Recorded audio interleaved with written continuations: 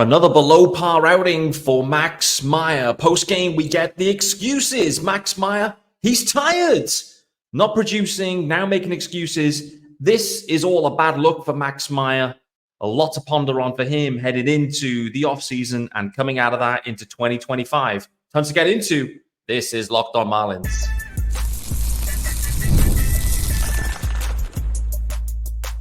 You are Locked On Marlins, your daily podcast on the Miami Marlins. Part of the Locked On Podcast Network, your team every day. Greetings from England and welcome to Locked On Marlins, your daily Marlins pod. I'm your host, of course, for now anyway, Peter Pratt. Hit me up at Miami Marlins _UK. Happy Wednesday, guys. Hope everyone is doing well. This is your team every day, of course, and thanks for making Locked On Marlins your first listen of the day. It is part of the Locked On Podcast Network. Reminder, there's a YouTube channel. Make sure you hit subscribe over on the YouTube channel. Join me there. Let me know in the comments specifically your thoughts on Max Meyer. Is he a starter? Is he a reliever? Everything I'm seeing is telling me he's probably going to be a reliever.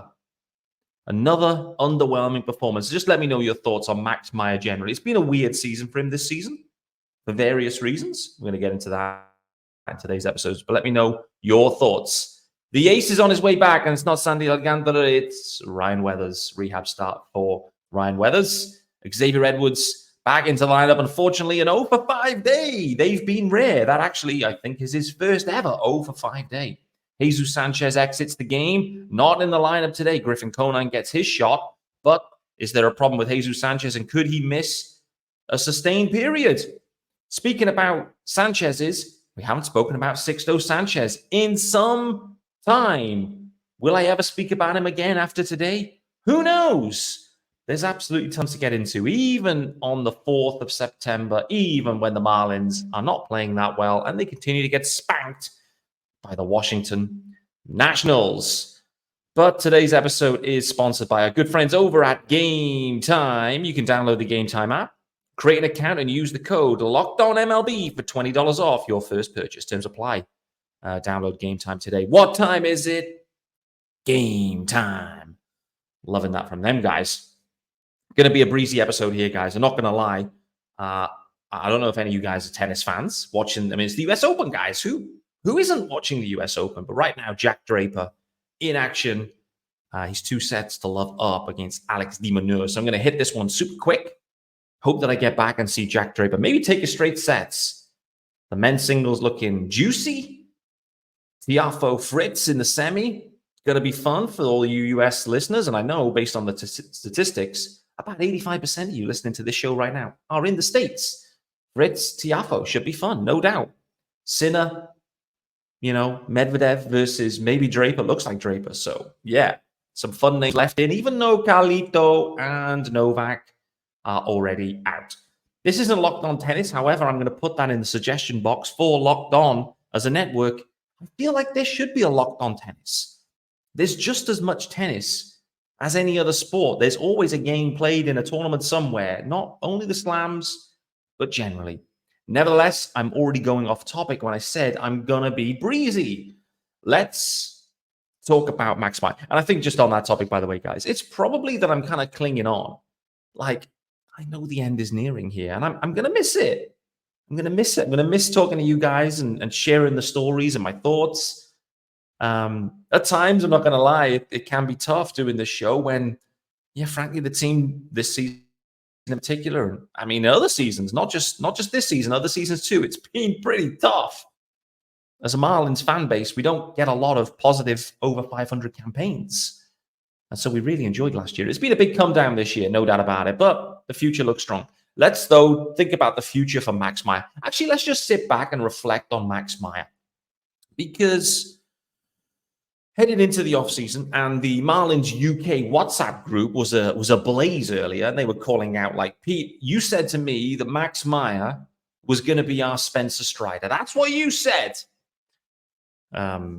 Another miss by Peter Pratt, of course. That's just par for the course. I'm going to hit one soon, guys. I'm going to hit one soon. I'm pretty sure I said Ryan Weathers was a stud. It turned out to be true. But in the offseason, I was looking at, Max Meyer, and I was thinking, on his way back, what kind of role could he play for the Marlins? Could there be a need for him to be in the rotation all year? In reality, the answer to that was yes, but it was predetermined that he was going to be managed, his innings managed, and his start shortened at the AAA level, rightly or wrongly. But there was a need, a necessity. I tried to blend those two words, a necessity for him to start at the big league level. And it was pretty effective early on. But in the offseason, just to go back to that, I was looking at his minor league campaign. I was looking at Spencer Strider's minor league campaign. And there's a lot of similarities there. I think there's a lot of similarities in their game, at a high level. But really, Max Meyer, upon his return to the Marlins, and obviously the way he was sent down was pretty disappointing for Max. It was disappointing for the fan base at that time. Everything around that was disappointing. But since he's been up, you can't really look past the fact that it's been significantly below par for Max Meyer. And for those that aren't watching the games still and maybe just listening to the pod, and I know there's some of you because you message me directly and say, Pete, I'm not watching the games anymore, but I enjoy the show, so thank you. And thank you for listening too.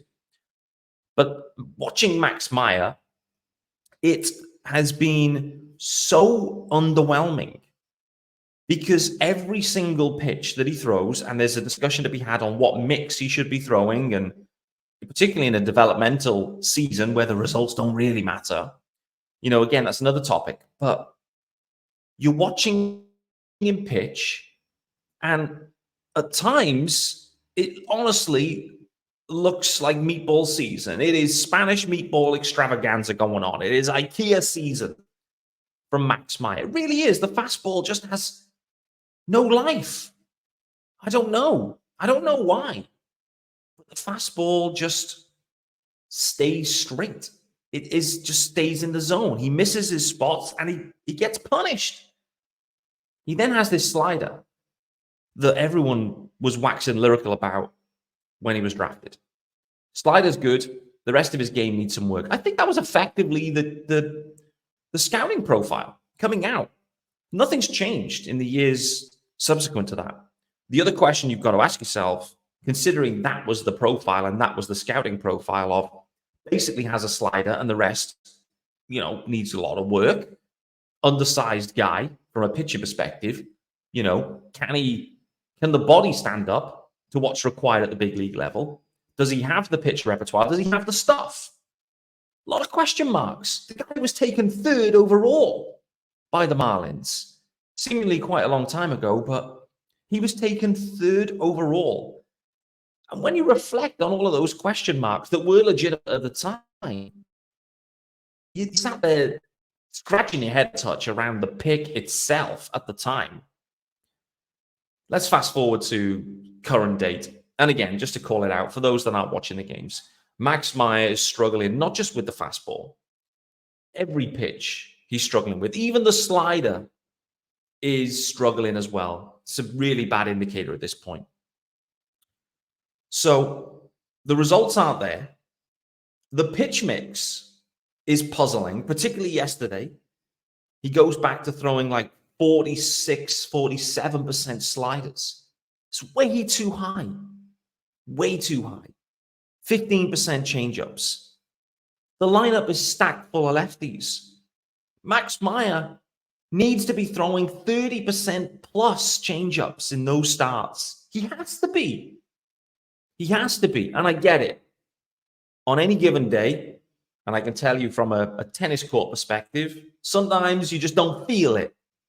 You haven't got your drop shot. I'm not gonna go to the drop shot. I'm gonna go with the cross-court forehand instead. I'm gonna, work the backhand, whatever it might be. Sometimes you just don't have a shot in the locker, and I completely get it. And I can, make that connection to Max Meyer. Maybe on the day he's just not feeling the changeup, so he kind of naturally would go away from that.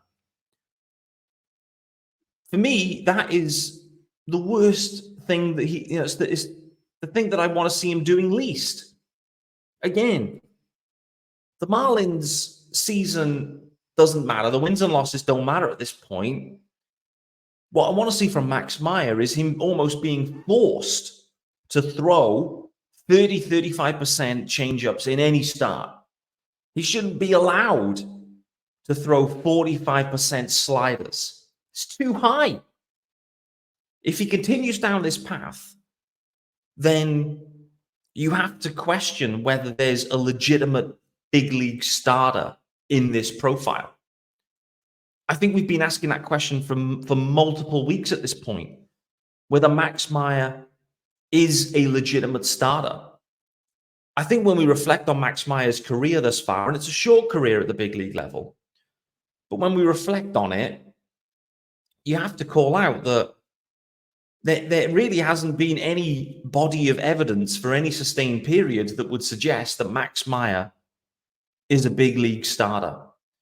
Across the 2 seasons that he's appeared thus far, 13 starts, a 5.86 ERA, 63 innings of work, 52 Ks. He's given up an average of 277 and a whip of 143. 41 earned runs in the space of 63 innings and 16 home runs. We've given Rodri Munoz, I've given him a lot of praise early on. I was really impressed by the stuff. I was looking at the stuff that Rodri was throwing and I was thinking, man, there's something here. And for whatever reason, as the year went on with Rodri Munoz in particular, it started to go a little bit backwards and started to struggle, was giving up home runs. But Max Meyer has been his home run frequency has been even more prevalent than Rodri Munoz. Yes, you heard that correctly. Yes, Max Meyer has a bigger home run issue than Rodri Munoz since being recalled. That's how bad it's been. That's how hittable Max Meyer has been. And it's not just the fastball, it's the slider too. If the slider's getting destroyed, then we've got a big problem with Max Meyer. We really have. I wanted to continue this conversation. I want to talk about specifically what went on when he was demoted. I also want to talk about what went on after the game yesterday. Some of the language, some of the excuses that we're starting to hear from Max Meyer at this point. I'm completely discouraged by that situation.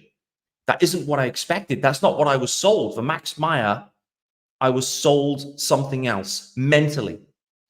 And all of a sudden, it's been rough. I get it. But it feels like the excuses are coming out, and that is not what I was expecting. Before we do that, let's let you know about our good friends over at eBay Motors.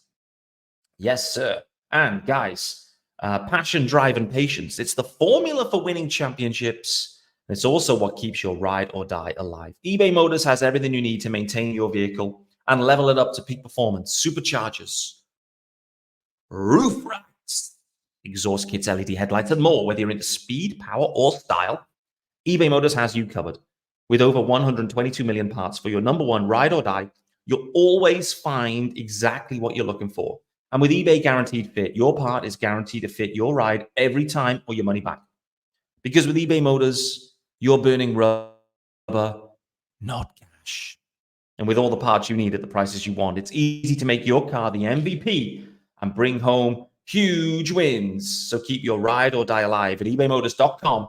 Eligible items only. Exclusions do apply. An eBay Guaranteed Fit only available to U.S.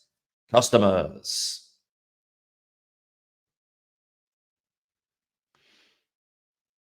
Welcome back to Locked On Marlins with me, Peter Pratt. It's Wednesday, the 4th of September. We're reflecting on another significantly underwhelming start from Max Meyer. Where has it gone wrong for Max Meyer? Or was this always the most likely outcome?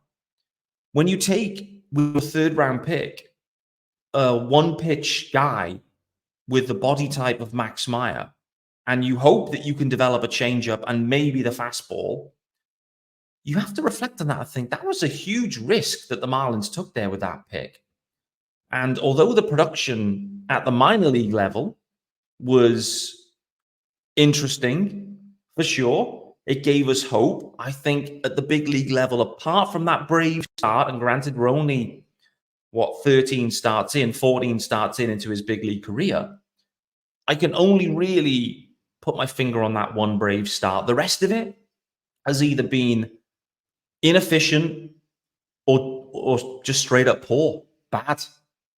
And so starting to ask the question as to why. I mean, I haven't even gone through his line from last night, so let's briefly touch on that. It was 5 2/3, so he almost got 6 innings worth of work. 5 2/3. He gave up 9 hits, 5 earned runs, a single walk, 5 Ks, but 2 home runs. It's those home runs that continue to plague Max Meyer, that continue to plague Rodri Munoz. And we've seen where Rodri Munoz has ended up, and he's ended up down in AAA. Max Meyer came out after the game yesterday and was complaining in many ways. Whether it was a direct complaint, whether it was an excuse, I don't know. But he was talking about, I didn't realize how long this season is. A big league season is long. I'm grinding it out. I've got to do what I've got to do effectively. But it's a long season and I'm tired. I'm tired. And so I didn't expect Max Meyer to come out with that, to be honest with you. But we are where we are. When we look at the number of innings thrown, there's been nearly 60 innings worth of work this season at AAA. And we've got circa 60 innings or just over of work at the big league level. And so considering it's a season coming off Tommy John, to go kind of 120 to 130, this is something I spoke about a few weeks back. This is irrespective of the performance. This is the kind of range where you would expect Max to be shut down in this type of season. And considering the excuses and also considering some of the words from Skip Schumacher after the game, I think we're into that window, guys. I think the reality will be, Max, you've stayed healthy. We've managed you. You're healthy. Let's call it a day there. Let's have a solid offseason. Let's go and lift weights. Let's come back strong. Let's come back ready to rock and roll. And in spring, it's full go, baby. That's the message to Max Meyer right now.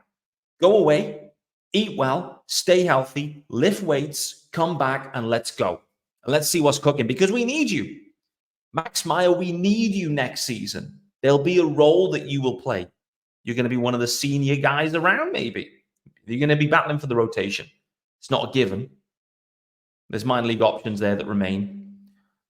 But I think we're at that point with Max Meyer now where 24, it looks like it's run its course for him.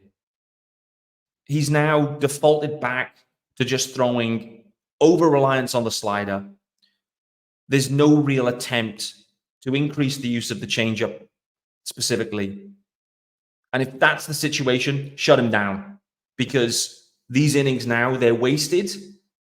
If it's developmental, and all of a sudden we're looking at this from Max and saying, actually, we're seeing 30, 35%. When you're seeing a good mix, a third, and a third of across the 3 pitches, and we're still working on things, or we're going to go for an over-reliance on a changeup and just continue to refine that, we're going to throw it because we need to be able to throw it. I'm all good for that. But what Max is showing us here is he's tired. He's not productive. The slider's getting pinged. He's thrown nearly 130 innings coming back from TJ. It's time to shake his hand and send him back down or shut him down, whatever it might be. I don't expect Max Meyer to make another start for the Marlins this year. And that's okay. That is fine. It's about being healthy and being ready to rock and roll in 25. That's the priority. And I think it's the right thing to do. The interesting thing is, where does that create opportunities elsewhere? And I think there are going to be opportunities elsewhere. I think, thinking about 40-man situation, again, the Marlins don't really, whether you're on the 40-man or not, they'll, find ways to get you on the roster if they want to get you on the roster. But Adam Mazur, who's obviously been pitching pretty well at AAA since the trade, I feel like he's just there sitting, waiting in the wings, ready to rock and roll. And so, for me, Meyer for Mazur feels like a real nice swap at this point. Give Mazur a couple of starts. Let's see if, we can give him the kind of, the Weathers in 23 or the Luzardo in 21 or whatever year it was. Like, give them guys a couple of starts, handful of starts, the back end of the season, let them learn, and then go into the offseason strong. Let me know your thoughts generally about Max Meyer. Should they shut him down now? I think so. I think they will. What are you seeing from him generally? I've been underwhelmed. But was this always the most likely outcome? I think it probably was. What does the future hold for Max Meyer? It's up to him. It's up to him. He's got to work. He's got to find a way to have a legit third pitch, because that takes the pressure off the other two. At the moment, they're sitting on the fastball, and frankly, they're sitting on the slider. If you're sitting on both, and that's all you're throwing, you're bang in trouble. Bang in trouble. If Max can't do it and take it to the next level, then there's probably a nice reliever piece in there, which is fine. But you're not looking for relievers from the third overall pick and 12, 14, 15, 20 starts worth of work at the big league level before, you pull the plug on that experiment. Very interesting. Max Meyer in general with the Marlins has been very interesting. I mean, this whole episode, the rundown, I should have just wrote Max Meyer, end of, because it's pretty much what this episode is going to be. But just to finish up here, let's not forget as well that Kim Ang was actively trying to move Max Meyer for Brandon Marsh, making that 1-for-1 swap. It was the Angels that backed out of that at that point. Kim Ang was happy to move Max to go and get Brandon Marsh at the time, plug the outfield, center field, whatever it might have been, the requirement at the time. So that just shows you that, Kim maybe had some doubts, or maybe she was trying to sell high. I don't know. Because if you truly believed in a guy, that they could be a 3+ in the rotation, then you probably wouldn't look to make that deal. I get it at the time. It felt like the Marlins had a million arms, and that's probably the way we all felt about it at the time. And so it felt like, okay, you move a guy to go and get a controllable center fielder. It probably was a good deal to be made. And actually, maybe the Angels, they called it right as well. But I do think it's interesting that Kim was happy to move Max Meyer before we'd ever really seen him at the big league level. And I think that's intriguing. I think from the production we've seen, he's pretty much been the worst starting pitcher in terms of innings since he's been recalled by every metric. And I think it's time to shut him down. And then let's see what Max Meyer we get next season.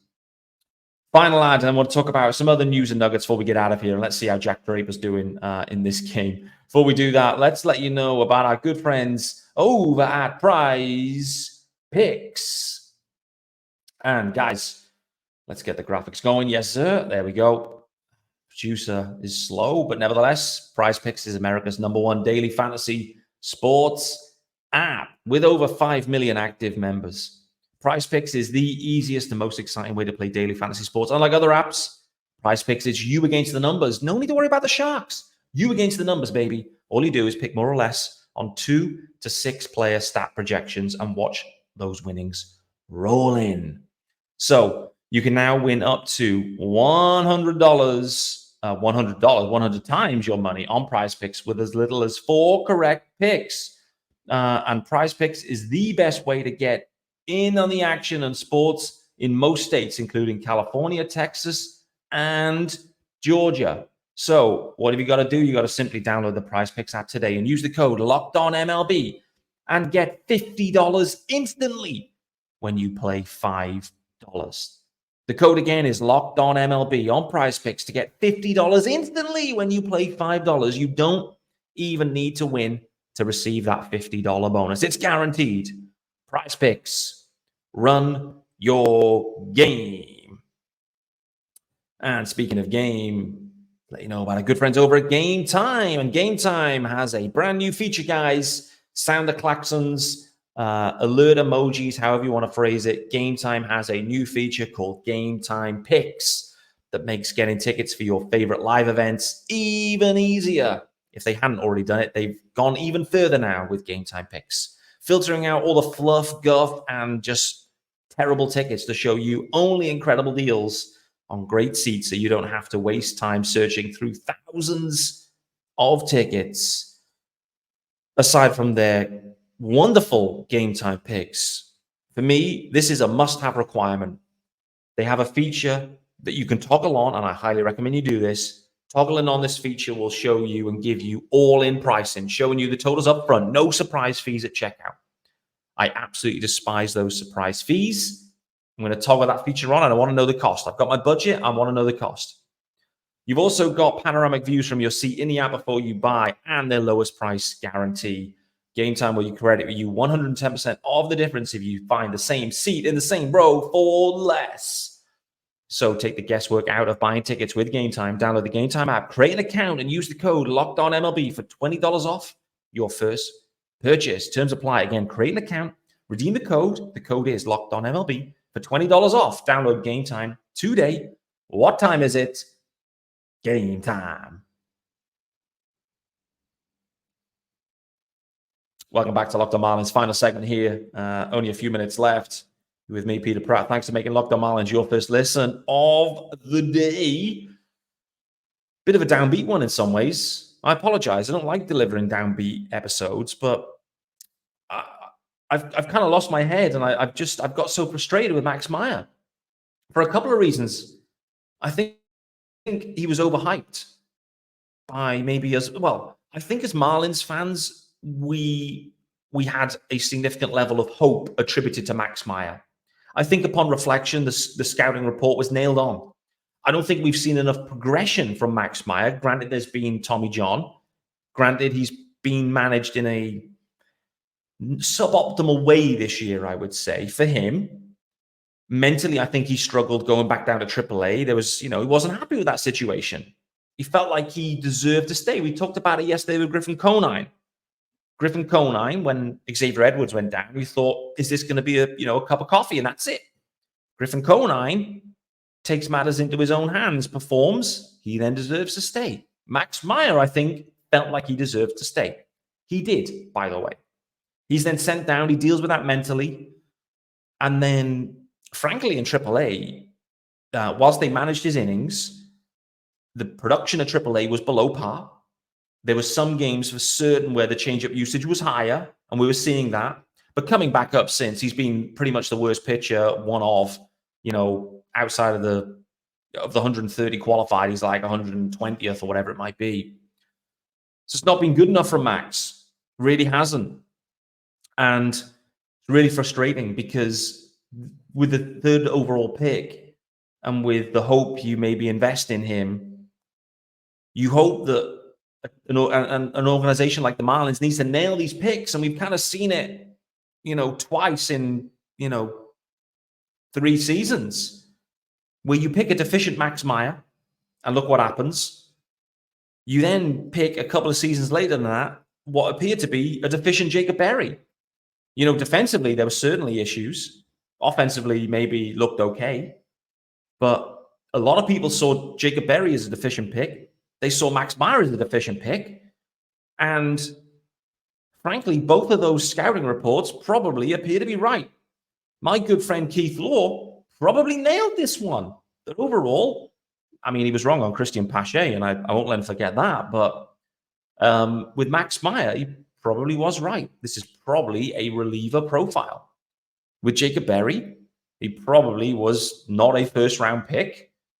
The Marlins selected him as a first-round pick. It wasn't like we're going to save some slot and he's maybe like a second, third-round guy. They took him because they thought he was the best stick available. And the body of evidence thus far, up until mid-part of this season, has absolutely been the opposite. Let's see what the future holds.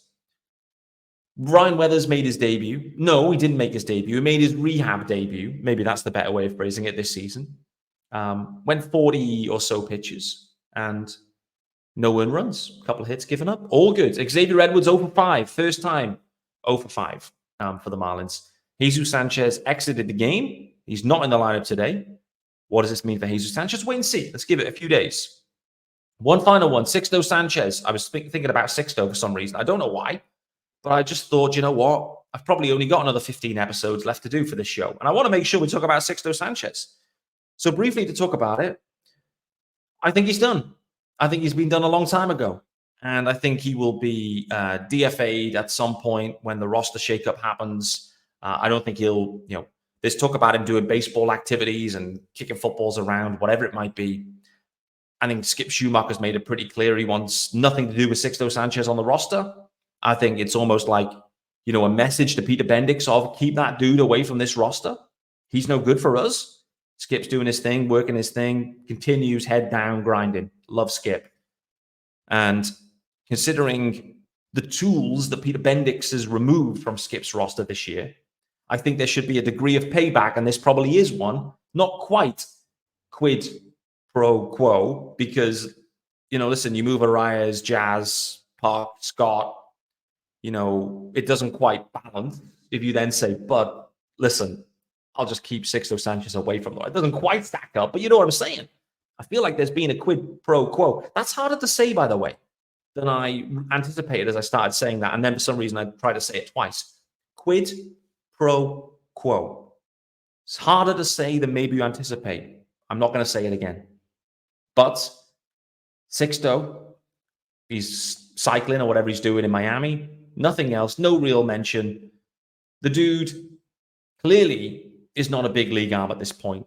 Clearly, Skip doesn't want him anywhere near the roster. And clearly, he is not going to be back this year. And he will never be back for the Marlins. The Sixto era, I'm officially calling it, official. I'm calling it on the 4th of September on Locked On Marlins from no sources to say Sixto Sanchez is absolutely done with the Marlins and is absolutely done with baseball. Guys, that's been Locked On Marlins on Wednesday, the 4th of September. Thanks for making Locked On Marlins your first listen of the day. I look forward to seeing you guys tomorrow. The Marlins go this evening. Vente Belloso back on the hill, so there could be some further Swedish meatball action, but we'll look forward to recapping that one tomorrow. See you then.